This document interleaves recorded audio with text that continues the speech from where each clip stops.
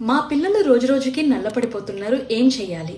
చాలా మంది పేరెంట్స్కి ఉండే ప్రాబ్లం ఇది, ఇంక్లూడింగ్ మీ.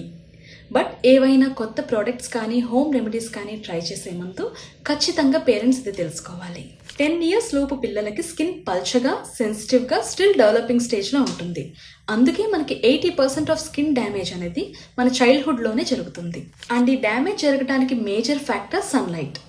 జనరల్గా మన కళ్ళ మీద లైట్ పడగానే హ్యాండ్ ఎలా అడ్డు పెట్టుకుంటామో మన బాడీ కూడా సన్లైట్ పడగానే దాన్ని అది ప్రొటెక్ట్ చేసుకోవటానికి డార్క్ పిగ్మెంట్ ప్రొడ్యూస్ చేస్తుంది. దానివల్లనే మన స్కిన్ కలర్ డార్క్గా మారుతుంది. ఇది న్యాచురల్ సిస్టమ్.